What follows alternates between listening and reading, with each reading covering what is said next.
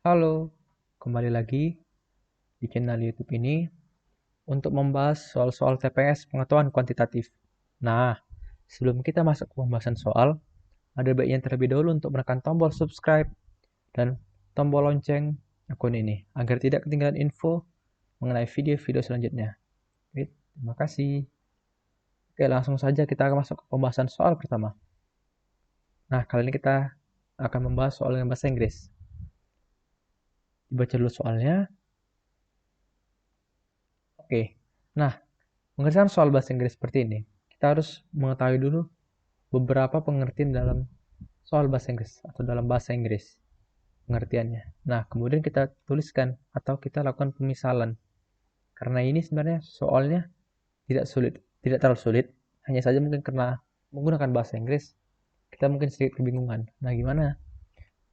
Kita lakukan dulu pertama, pemisalan. Misalnya umur si Ben sekarang itu B,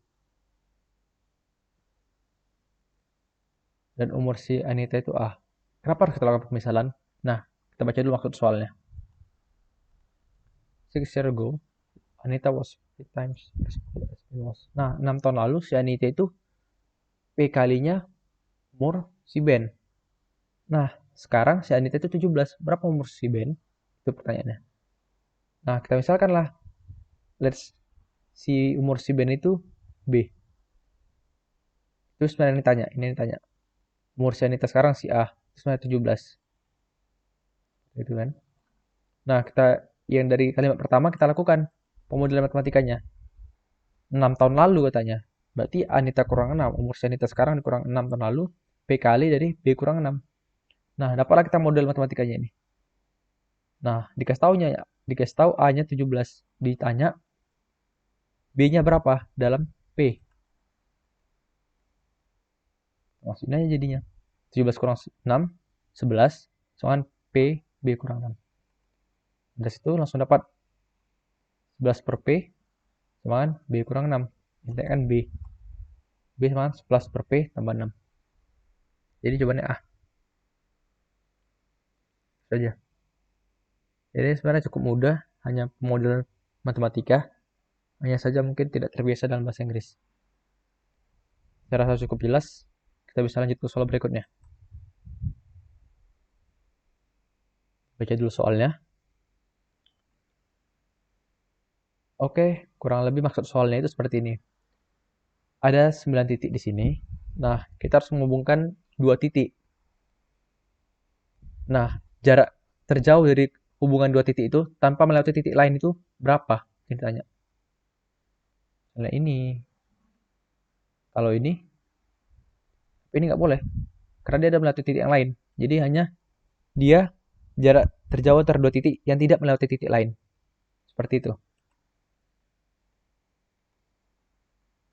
Nah, ini penyelesaiannya atau penjelasannya.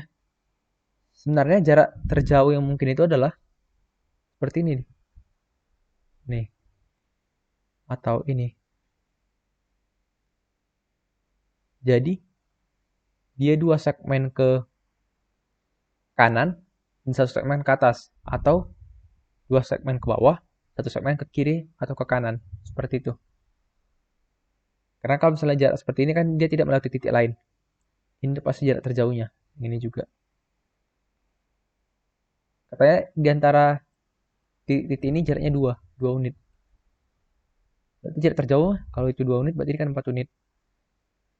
Nah, langsung aja dengan Pitagoras. Nanti kan misalnya dapat ini ya. Hasil institusiku. Jadi dengan Pitagoras didapat panjang terjauh atau jarak terjauh dari kedua titik yang tidak melewati titik lain adalah akar 20.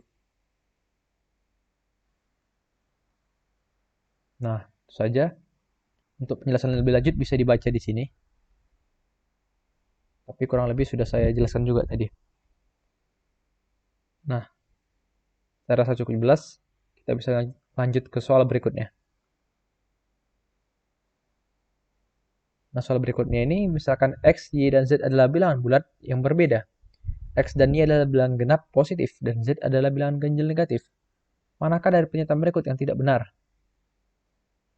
Nah, kalau ini kita harus menghafal atau enggak bukan selalu menghafal sih, kita hanya perlu mengetahui. Yang pertama, abaikan positif atau negatif, karena opsi hanya memperhatikan genap dan ganjilnya.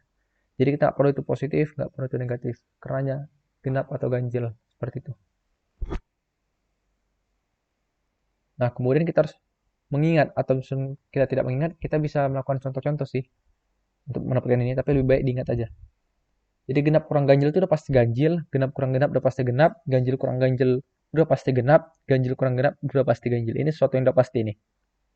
Nah, kemudian apa lagi? Kalau untuk perkalian, ganjil kali ganjil, hasilnya ganjil, apapun kali genap, hasilnya genap. Ini sesuatu yang pasti. Tapi untuk pembagiannya tidak ada. Kalau untuk penjumlahan ada. Penjumlahan juga ada. Hanya tinggal dibalikkan aja yang dari operasi kurangnya. Nah, kemudian Y dari sini kita masukkan aja dengan X, Y, dan Z tadi. Nah, setelah kita masukkan, nanti yang salah itu E. Makanya yang tepat itu adalah E. Tinggal masuk aja.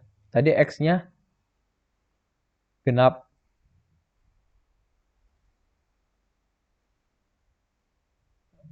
Y-nya genap.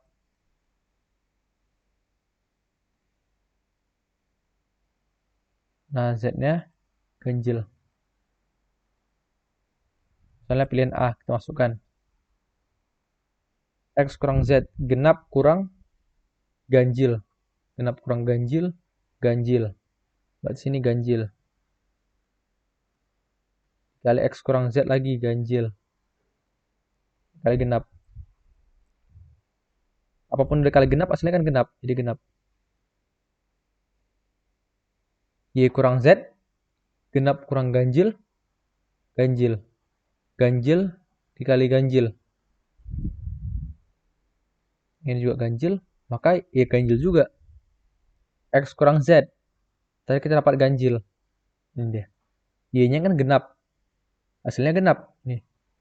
Apapun kali genap. Nah, kalau yang ini X kurang Y. X-nya genap, Y-nya genap. Genap kurang genap, genap. Ini genap. X kurang Y ini genap. Ya, apapun kali genap, hasilnya genap. Nah, X kali Y. Genap kali genap, genap. Y kali Z, genap. Genap kurang genap, genap. Apapun kali genap harusnya genap. Tapi ini ganjil. Berarti E yang salah. Seperti itu. Saya rasa cukup jelas. Kita bisa lanjut ke soal berikutnya. Jika W tambah Z sama dengan 8, berapakah nilai dari WZ? Teruskan apakah pernyataan 1 dan 2 berikut cukup? Pernyataan 1, W dan Z adalah bilangan bulat positif. Pernyataan 2, W dan Z adalah bilangan ganjil yang berurutan. Oke, kita kerjakan. Kita cari tahu dulu apa sebenarnya yang ditanya.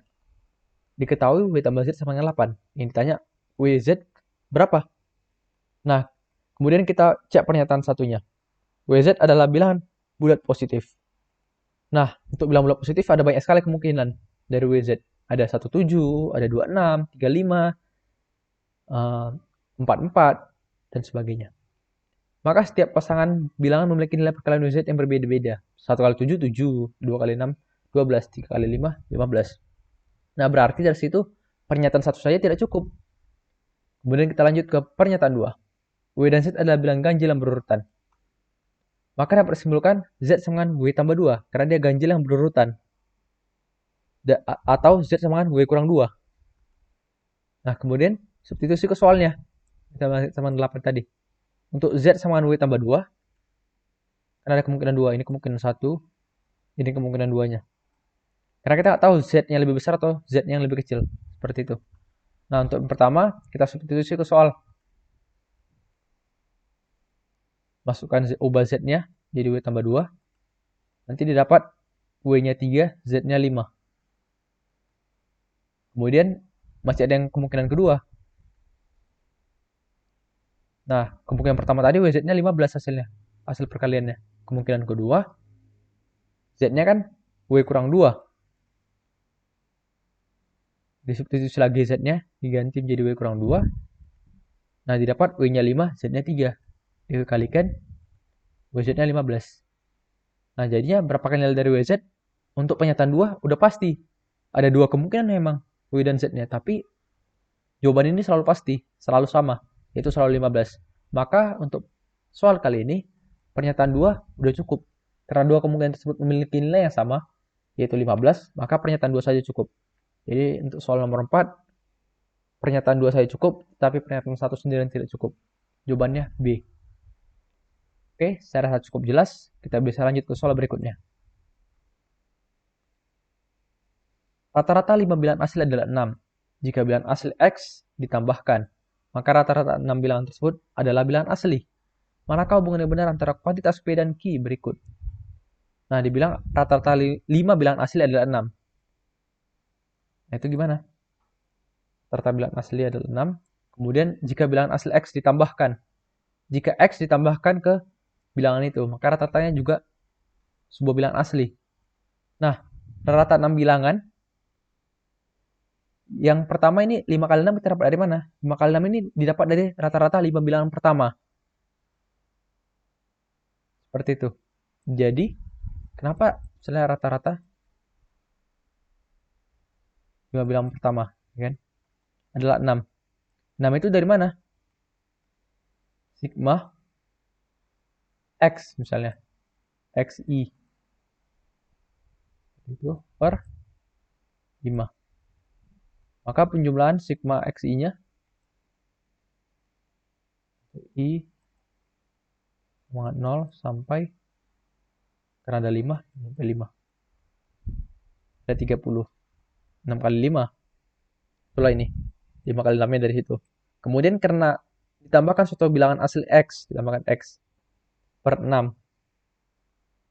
Nah, ternyata dihasilkan bilangan asli juga. Karena rata-ratanya bilangan asli, maka X haruslah kelipatan 6. Karena yang 5 kali 6 ini kan habis dibagi 6.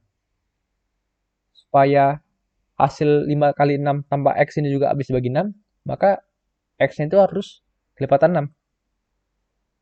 Bilangan asli X terkecil yang kelipatan 6 adalah 6. Karena ini ada dibilang P sama X terkecil yang mungkin. Yang paling mungkin kan 6. Nilai terkecilnya. Bisa juga 12 sebenarnya, tapi ditanya yang karena terkecil, jadi P-nya itu 6, Q-nya 4. Nah, dari situ kita bisa mengambil kesimpulan kalau P lebih besar dari Q. Jawabannya A. Oke, saya rasa cukup jelas juga untuk soal kali ini. Kita bisa lanjut ke soal berikutnya. Ya. Oke.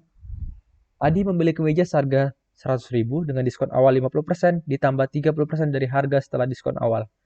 Jika ia juga membeli celana seharga 120.000 dengan diskon 71%, manakah hubungan yang benar antara kuantitas P dan Q? P-nya harga kemeja, Q-nya harga celana setelah didiskon. Nah, kita cari dulu harga si kemeja setelah didiskon. Tinggal kita operasikan 100% dikali 1 kurang 50% kali 1 kurang 30%. Kenapa di 1 dikurang? Nah, kalau misalnya kita kali langsung 50%, berarti itu kan banyaknya potongan harga. Seperti itu. Sedangkan ini, kenapa dikali 1 kurang 30%? Karena yang dipotong 30%. Berarti harganya 70% dari harga awal. Ini kan potongan yang 30%. Berarti harga yang harus dibayar 70% dari harga awal. Seperti itu. Tapi 30% ini kan setelah didiskon 50%. Jadi 30% ini dikali dengan yang harga setelah diskon. Jadi ini diskon pertamanya. Ini setelah diskon keduanya. Ini yang kedua. Yang pertama diskonnya. Dioperasikan aja. Nanti dapatnya ini 100.000 dikali 50% dikali 70%. Dioperasikan lagi dapatnya 35.000. Nah, masih sama untuk yang kedua. Tapi yang keduanya diskonnya 71%. Berarti dikali 29%. Karena 1 kurang 71%. Jadi dapatnya 34.800. Nah, ya. Dari sini kita bisa melihat tadi harga kemeja ini P, ini Q. Maka P lebih besar dari Q. Nah, ini harus diingat, jangan silap, jangan langsung dikali 71%. Karena 71% itu adalah diskonnya. Bukan harga yang harus dibayar. Harga yang harus dibayarnya kan harga awal dikurang besar diskonnya. Makanya 1 dikurang 71%. Karena 1 ini menunjukkan harga awalnya. Seperti itu. Saya rasa cukup jelas. Kita lanjut ke soal terakhir. Andi sedang menyeberangi sungai berarus dengan perahu seperti pada gambar. Andi mendayung perahu tegak lurus dengan arah arus sungai. Kecepatan perahu adalah 8 meter per sekon. Sedangkan kecepatan sungai adalah 6 meter per sekon. Jika lebar sungai 80 meter, maka berapa lama waktu yang dibutuhkan agar perahu sampai di seberang? Nah, ini sebenarnya cukup mudah dan sebenarnya sangat mudah. Jadi kita nggak boleh terkecoh dengan apa yang diberitahu di soal. Jadi dikasih tahu kecepatan sungai. Nah, sebenarnya yang memengaruhi kan dia mau melewati lebar ini, melewati lebar sungai. Memengaruhi kan hanya V perahu. V sungai nggak memengaruhi karena V sungai ini sifatnya tegak lurus dengan arah gerak perahu. Jadi waktu menyeberang hanya dipengaruhi oleh V perahu karena arahnya selalu tegak lurus dengan V sungai. Seperti itu. Jadi V sungai ini nggak memengaruhi kecepatan si perahu. Nggak memengaruhi waktu yang dibutuhkan. Seperti itu. Jadi tinggal dibagi aja. Lebar sungai per V perahu. Lebarnya 80, V perahunya 8 meter per sekon. Jawabannya 10 sekon. Jawabannya B. Jadi soal ini kecepatan sungai nggak berlaku. Ini hanya sebagai pengecoh. Seperti itu. Oke, saya rasa cukup jelas untuk soal kali ini. Oke, demikianlah video penjelasan soal TPS pada kesempatan video kali ini. Terima kasih sudah menonton. Jika suka bisa di-share, bisa di-like juga. Jangan lupa subscribe juga. Kemudian jika ada pertanyaan bisa tinggalkan di kolom komentar. Tetap jaga kesehatan, tetap semangat, tetap berjuang. Terima kasih.